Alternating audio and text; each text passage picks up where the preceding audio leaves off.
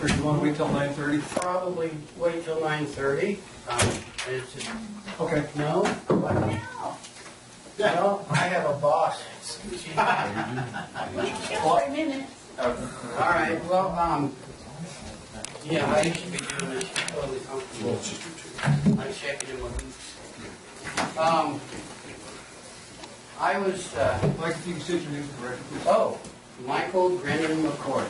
Michael Brennan McCord, Yes. don't you get on that sofa one more time? That's exactly correct. What else do I need there?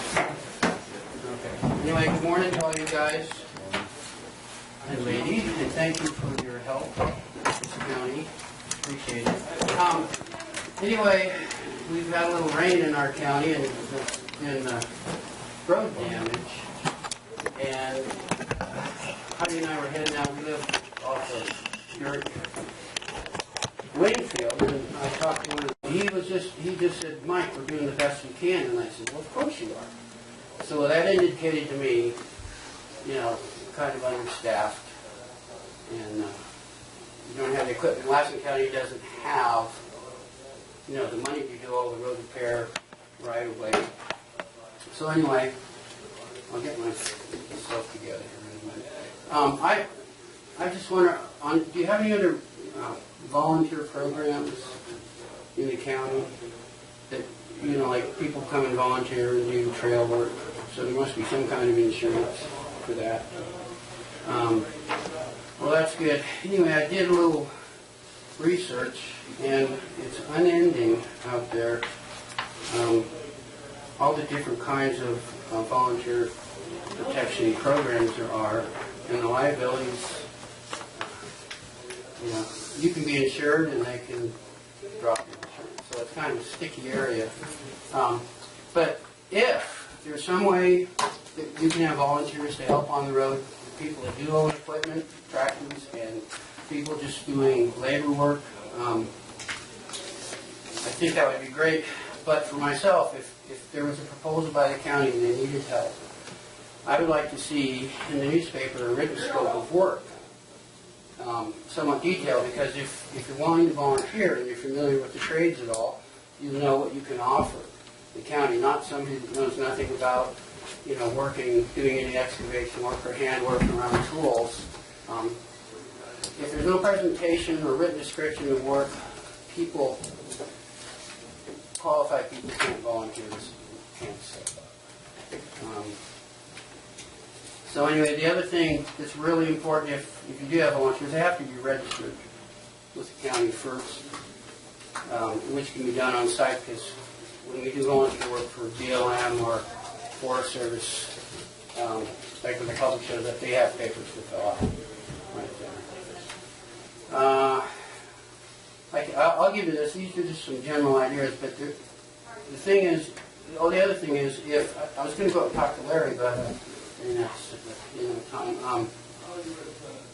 I think the way to disperse the supervision would be taking most of the guys on the crew, and if they have a group of 5 volunteers, that way they can one man can supervise 5, and that gives more use.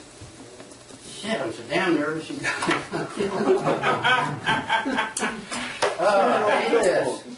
I'm better on the telephone. So, and the other thing, I'll give you this, but because it's volunteer help, people they're probably not going to put in 40 hours. They'll probably put in a day or 2 or 3, and that takes some really careful scheduling and confirmation ahead of time what day can you be there. So there'll be a lot of work in this, but it still will save the county a lot of money. They don't have the money, I guess.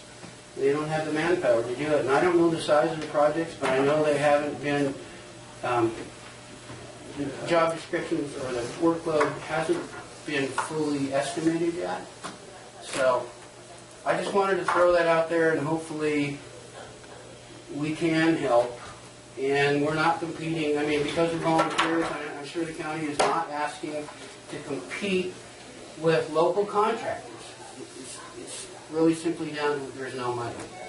And there's a lot to do, and I think some people will step up. I can't speak for them. I will. I have a skid steer. I can do quite a bit with that. And I can run a shovel. and a broom. So that's it, guys. So, and I really hope we can find a way so we can help. Okay, thank you. Can you get those ideas with Richard, Mike? Can I what? Just leave your ideas. Oh, yeah, these are just super general. You guys can check this. I'm not sure what they're. I'll tell him when he can look at it. So, just really general. You can share with a cup of coffee. Music. I was going to say, I can volunteer to sing, but that won't get anything done. You two, you can do it. Oh, I got one already. Oh, you do? I'm not done. We're done. All right, I gave you two. Huh? There's two there, and just give you Jeff. All right. Perfect. Thank you, All right. Mike. Appreciate it. Thank you. Don't be nervous next time. Yeah. These guys don't bite. Aaron's pretty scary. Hey, well, outside of here will be just fine. I can't get- All right. See you guys. Thank you. Thank you. Bye. Okay, we have another speaker card for Sir Don Navarro from the SBA. Do you want to speak now, or do you want to wait till 9:30? We can have another public comment period. It doesn't matter to me. Do you mind waiting until 9:30? Because that way there we'll have the newspaper and the radio guys could be here for maybe just a little bit more coverage of your program, what you're going to be talking about. I think might be good. All right, if that's okay with you. Yes, that's fine. Thank you. Thank you. With that, is anybody else wish to speak in public comment this time? Yes, sir. I didn't get a card filled out. I'll wait until 9:30 if it's possible. Okay, that'll be fine. Thank you. Very good. With that, then, we'll go into closed session. Richard, if you can make an Of announcement. course. Good morning. I'll leave now. Patty, do you want to speak now? I can wait. It's not a problem. How long you think you're going to be? No. Maybe that's a better question. Hopefully not. 9:30, probably. 9:30? That's fine. Not a problem. Okay, thank you.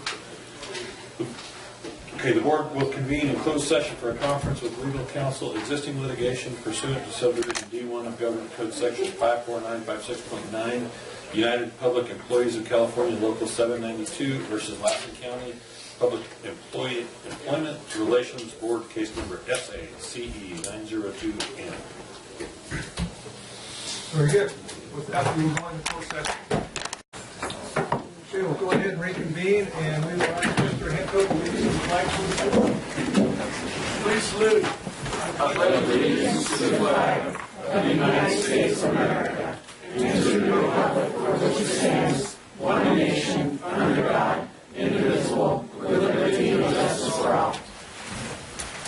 Almighty God, we pray this day for your ever-enduring guidance. We ask you cloak us in wisdom and fortitude that we may dispense our knowledge and facts intelligently among all of humanity of whom we serve. Amen.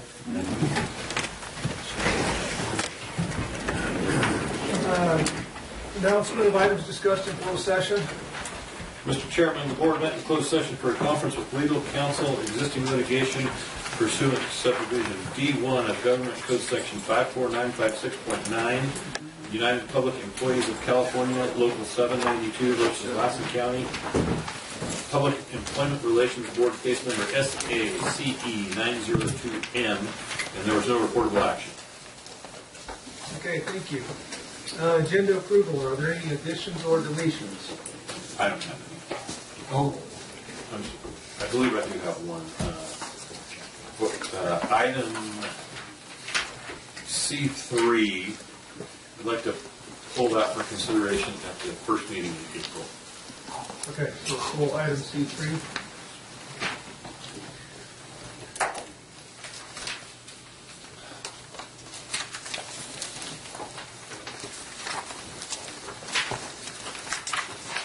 Okay. We take action on the agenda approval. Agenda is changed this meeting. Okay. Second. Moved by Hemphill, seconded by Peters. Any other discussion? Anybody from the public? Seeing none, all those in favor, signify by saying aye. Aye. Opposed? Motion carries. With that, we move on to public comment.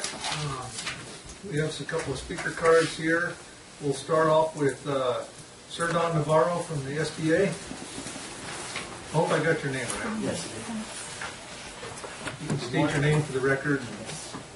Good morning, everyone. My name is Sir Don Navarro. Public Information Officer for the United States Small Business Administration Disaster Assistance. SBA offers low-interest federal disaster loans to businesses, most private nonprofit organizations, homeowners, and renters to help them rebuild after a disaster. This disaster in particular is the severe storms and flooding that occurred February 1 to February 25, 2017. Businesses may borrow up to $2 million for any combination of property damage or economic injury. Homeowners may borrow up to $200,000 to repair or replace a common residence. Homeowners and renters may borrow up to $40,000 to repair or replace personal property, including automobiles. SBA urges those impacted by the disaster to apply for an SBA disaster loan. There's no fee to apply. There's no obligation for you to take the loan that the SBA approves. This is for the uninsured, uncompensated loss. And you do not have to wait for your insurance to settle to apply. So there are 3 ways to apply for an SBA disaster loan. One is through our electronic loan application. That's at disasterloan.sba.gov/ELA. You can visit a disaster loan outreach center, and we have one here in the Susanville Fire Department. We have 2 SBA representatives who will answer questions and help you apply for an SBA loan. And finally, we still do take paper application. And you can request one by calling our SBA customer service at 1-800-659-2955. And you can also email us at disastercustomerservice@sba.gov. Can you do that phone number one more time? 1-800-659-2955. As far as the interest rate for a home loan, it could be as low as 1.875%. For business loans, it could be as low as 3.1%. And for nonprofit organizations, 2.5%. So I will take any questions if there's any. If not, I'd like to thank you for your time. How long do they have to apply? For the physical or property damage, the deadline is May 19th, 2017. For the economic injury that I stated earlier for businesses, the deadline for that is December 20th, 2017. How egregious is the process? I've got SBA loans before, and I'll tell you what, it has been fun. Okay. Well, I don't know when you applied, but you have. It was years ago. Okay. Yeah. And it wasn't this kind of scenario, but I know the SBA loans are tough. Okay. There's the regular SBA loans, okay, Right. but this is for the disaster loan, so we're two separate. So after you apply, it goes through Fort Worth, Texas, where loan officers evaluate the application, and you should get a determination as far as your application within 2 to 3 weeks. About 2 weeks for home loans, about within 3 weeks for business loan applications. I have a question for you. Can people borrow money, like for a water structure, like say a dam that washed out? Okay, this is again for home loans for primary residence and personal property. What about, it would be a business though, like a ranch? Yeah, Okay, if it's a farm business, that was my next question. yes, good question. If you have a farm and you have a primary residence on a farm, SBA may be able to help you. But as far as the farming business, that will probably should contact the USDA, U.S. Department of Agriculture. So ag guys it's better for them not to come to you, but to go to USDA. As far as farm business related damages, yes. Because we've heard that we need to come to you. Yeah. That's what I thought. Last week I was at an RCS meeting, or a RCD meeting, and the RCS said that nothing that came through yet, and the best bet was to come to you guys. You can always ask questions. The 800 number is there. Our 2 SBA representatives are also there. But again, as far as this is for homeowners, primary residence, personal property, okay, again, if you have primary residence on that farm, we may be eligible for an SBA disaster loan and for businesses. As far as farming issued as a USDA. Okay, well, thank you. I appreciate it. Thank you very much. I got one more question for you. Like on that, say you got a group of residents on a private road, how do they make it what kind of organization do they have to form? Like say you got 7 people live on a private road and they want to get a loan from you to fix the road. What kind of organization do they have to form to get a loan from your? There is a provision in civil code, I think it is, or code of civil procedure for I forget the language that's used, what it's called. It's like a fee-sharing arrangement amongst homeowners that share a non-public road for access. It's an agreement. It's not like an association or anything like. It's got a particular name. It's in the civil code. I forget the name as we sit here. I wasn't expecting this. I don't know if that's covered or not. Can they do it? Homeowners associations can apply for private roads that lead to their home. We will not determine eligibility here. Okay, so you can always, that's a possibility. We do not determine eligibility on the field. So, any questions again? You can call. You can, or apply, and then the loan officer will be contacting as far as eligibility determination. But we just do not determine eligibility here. Okay. It's just a lot of details that I don't want to just say, oh yes, that's eligible. You're not going to give us blanket coverage? I'm just here for information. Everything was paid for. And we're not getting the checks. Okay, well, thank you. Thank you very much. Appreciate it very much. Next, we have Jeff Sheets.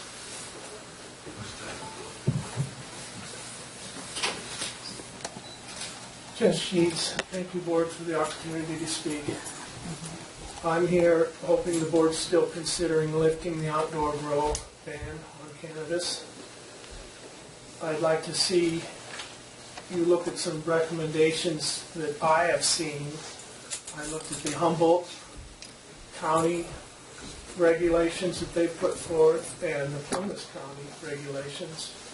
Those both seem to be going in the right direction from a lot of people that I know of. I'd like to see more than 100 square feet canopy or grow area. 6 plants would be a little better for medicinal growers like myself. Whatever you can do to help the people. I want to make special note that the last meeting I spoke in front of you, a large amount of that crowd was in favor of lifting the grow ban. Thank you for your time. Thank you. Next, we have Dennis Hines.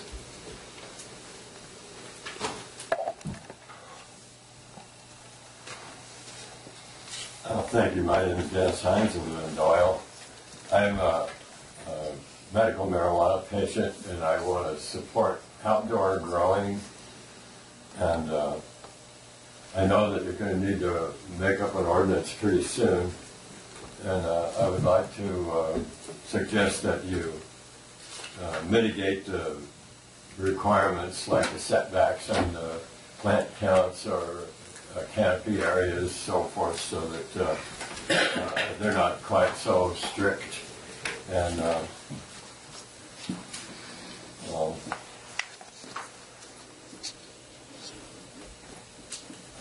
I would like to also say that when you write the ordinance, I think that you should allow for outside interests to come in and do grows on a large scale if they need to, and attempt to get some revenue out of this by putting like say $10 plant for recreational grows, and maybe have a fixed fee for somebody like me who's grows small amount for himself, and a small fee, something that's not going to hurt us, or something that's not going to discourage businesses from coming into the area. This is the next big thing. Marijuana, hemp, and cannabis hemp as a field crop. It's the development of cannabis hemp as a field crop is being stultified, especially by law enforcement, who say, well, that they won't be able to tell the difference, so they don't want people growing big fields of hemp. Well, I would really approve of hemp farming, marijuana farming, and that's about all I got to say right now. Thank you. Okay, thank you, Jim. Is there anyone else who wishes to speak in public comment? Okay, seeing none, we will move on to unagendized reports by board members. Tom, start with you. Well, I attended the appeals, the Assessors Appeals Board meeting for a little while, and frankly, I was a little shocked at some of the stuff that goes on. We had 7 employees there, and that's a little bit rich, I think, for the proceedings that were happening. There's got to be a better way, and I don't know what it is. I'm just throwing There's this out only one there. other way, and that is to have those appeals here in front of this body. So we have to have 7 employees to hear one appeals process. Okay, so it's Okay, let's not argue that point. fair enough. I'm not trying to argue. I was just saying that there's What I'd another like to do is I'd like to know how much that costs the county for that appeal that day. Could I just speak to that just a little Yeah. bit? Sure. Yeah. Yeah, it's probably worthy of an agenda item to discuss the issue. Absolutely. But I would point out that the board allocates a budget to an elected official. Got it. Many different Got it. elected officials. How they deploy those resources is up to them. Got it. I guess that's all I'll say about it. Yeah, we Yeah, why need don't to we put that on the agenda? And if you can put the 2 different options, what we have now or before the board. I know that's come up with RCRC before too, and they can respond on it to the other side. I mean, there's pros and cons to both sides. Okay, and then I'd like to use $200 of my discretionary fund for the Doyle Fire Department's Easter egg hunt. I don't know if we can get it to them quick enough, Diana. It has to be approved next week, so a check can be cut next week. Oh, good. No board meeting. Oh, there's no board meeting next Well, week, so when's Easter? the 16th. 16th are fine. We're there. Jeff? Just, yeah, that's fine. That's it. I went to the RCD meeting last week, and that was pretty interesting. But, and they were talking about the disaster there, and I was glad to see him show up here because their whole deal was go see SBA, they're in town. So, typical runaround deal. I also went to the assessment hearing for a few minutes, and we didn't need to talk about it. That's done. Other than that, I'm done. Okay. Mr. Gallagher? I went to the Not in My City, Not in My State event and presented the resolution last week. That was a very impressive event. There were about 200 people there. Stacy gave a great presentation, as well as the rest of the speakers there. It was just very impactful. So it was great to be there.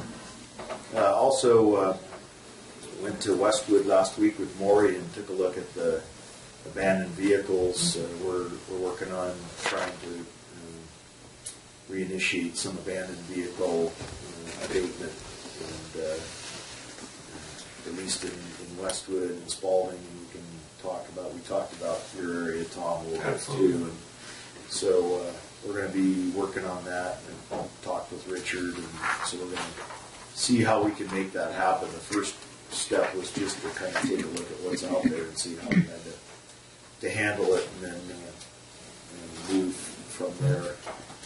And then I'm going to be in Westwood tomorrow. I'm meeting with a group of people in the afternoon there as well. I am not going to be at the meetings, the last meeting in April and the first meeting in May. Before I knew I was elected, I purchased a cruise that I'm going on, so I will be absent of those two meetings upcoming. You can send us a postcard in there? Yeah. Sure. Message out. Coconut, I believe. Picture of the times, there you go.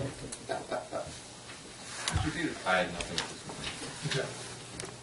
The only two things I have is yesterday we attended an OES meeting where we get an RFP for the emergency coordination to get our plan together for that. And then also attended a treasury oversight meeting. We always get a report like every quarter, something with the investments that the county makes, and it shows the interest rates of such. According to Nancy, the interest rates are low, they're coming up a little bit, but she has full expectation that's probably where they're going to stay for at least the foreseeable future. And Patty Gunderson, she reported that the Rural Schools Act, they just got their funding of basically $200,000 for the schools, and whereas it used to be getting over $1 million, and there's probably not much hope for that little bit that they are getting this year to keep coming in. So we need to do what we can to keep the pressure on the federal side of things. It's getting tougher and tougher. Other than that, that's all I have. So with that, we can move on to, our general consent and information consent calendar. Everybody,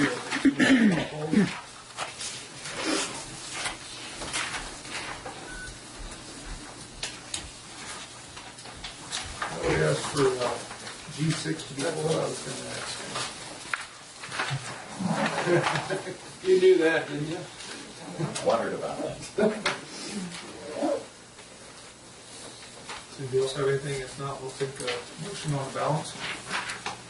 I'll make a motion that we move forward with the rest of, except for G6. Okay. Second. Motion by Teeter, second by Gallagher. Is there any other discussion? Anybody from the public? Seeing none, all those in favor, signify by saying aye. Aye. Okay. Motion opposed, motion carries. With that, we'll move on to item G6. Tom, do you have a question on this? Or? Well, just a little information about it. Is it already out, bid for assets? No, this And that's is, what I'm trying to figure out. the sale is May 12th. So, Mr. Chairman, if I may.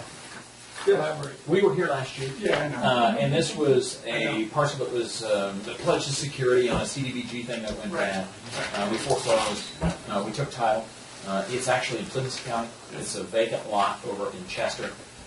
We attempted to, we did go through the appropriate process according to the government code for sale of surplus real property. No bids. No bids. No bids. We are improvising, adapting, overcoming. We are attempting to shed this parcel, which we don't think has any particular utilitarian value to this body, to this county's mission, and a parcel in Chester, and so the suggestion was that let's try bid for assets. The same device that is used to auction tax sale properties. Right. And that's the purpose. Okay. Well, my question on this was, when we did it, I don't remember, did we have a minimum on this last sale? Yes, it was 12,000. It's the same. Okay, we're keeping the same. Yeah. Okay.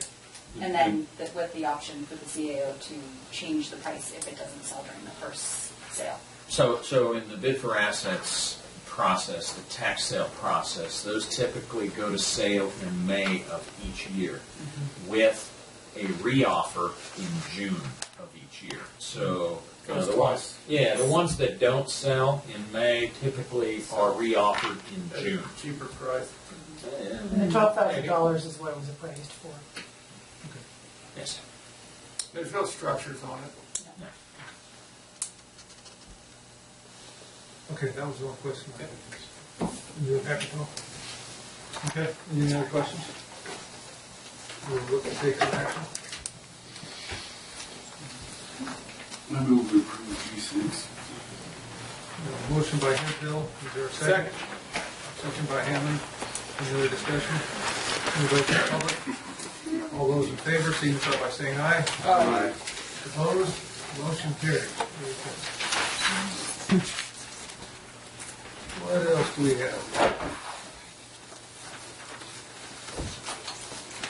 10 o'clock, how about, we take up H1, that shouldn't take too long. And this is on the Lassen County Chamber of Commerce organization to the chamber for $5,000 expenditure. Patty, how are you today? I'm good, thank you. Thank you for letting me come and present to you today. I'm Patty Hagertall with the Lassen County Chamber of Commerce. And I'm here because apparently you guys have discussed this, I think this is your third time. So I'm here to clarify what the plan is and how this will all come about. We were approached by former Supervisor Jim Chapman asking us if we might be interested in presenting and putting together a 100-year celebration for the county courthouse. And I presented it to my board, and the board was more than in favor of doing that. We're happy to help make that happen. And so we have not had formal meetings. We have just kind of had a preliminary discussion of what we'd like to do, kind of ideas, throwing those out, and we're kind of waiting on funding from this body. So I'm happy and honored to be asked to help coordinate it. We coordinated the 150th celebration that the county had in 2014 with great success, and I think we can do that again with this event. And so I did a little research. And there's other communities who have also celebrated their county courthouse's 100-year celebration. So within the last year or two, there's a lot of our counties that are having that happen. Our courthouses are getting kind of old. So the celebration that we plan to have is going to highlight the history and the uniqueness of the county courthouse. It's hopefully going to create some community pride, give us a connection to our history, which I think is really important. And it's going to bring an opportunity to maybe bring some tourism in. We did have that happen with the 150th anniversary celebration. There was an article in Sacramento Bee, and there were people that actually came from the Sacramento area because of the article that was in the paper. So we do plan on doing some advertising, putting some articles together and those kinds of things, and hopefully that will be the case for this event as well. The event's going to include what we've discussed preliminarily.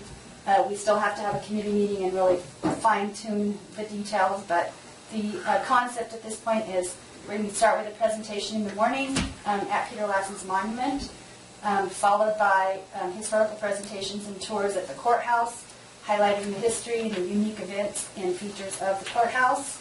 We're going to have food and drink available all day. We're going to do presentations in history of the old jail, since it's right next door to the courthouse. We feel like it ties in. We also plan on doing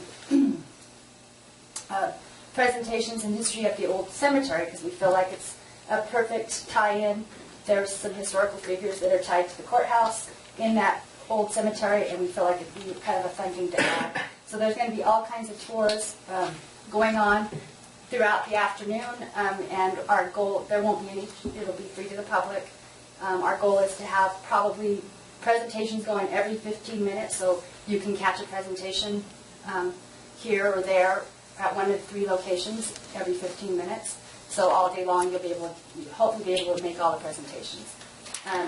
Those details, of course, are still being worked out as far as how the presentations will go, what we'll access, and those kinds of things. But just kind of a general idea of what we're talking about. We plan on concluding the event at 4:30 with the Sissonville Symphony's concert on the Green. That's going to tie into the whole concept of the history of the courthouse.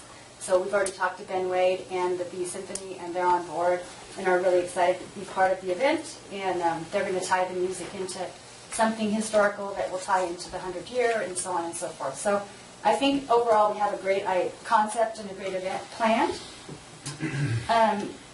We also are talking about doing something special to tie. The Symphony's already done a concert on the Green, but we want to make it a little bit special this year. And so we're talking about doing a light and sound presentation. We're talking about doing, I don't want to give away too much because we're still working on it, but when we do our Christmas event, we do a big fireworks show, which everyone loves. Now, we know we can't do fireworks, but we want to do something as spectacular as that to go in coincide with this event. So we're working on some different ideas in that realm as well. So we plan on sending invitations, which we also did for the 150th anniversary, to all the business leaders, county, city, and state officials. And of course, we're going to do news releases and advertising of the event. The $5,000 comes from our experience that that's the average amount that it costs to bring an event to the community. It'll vary what you spend it on, but $5,000 is generally the bottom line on what it costs to bring an event together. So costs that we figure will be included are creating invitations, special event items like banners and posters, advertising, renting a sound system for the day, porta potties, expenses to get a liquor license if that's something that the committee chooses to do. That seems to always help an event be successful.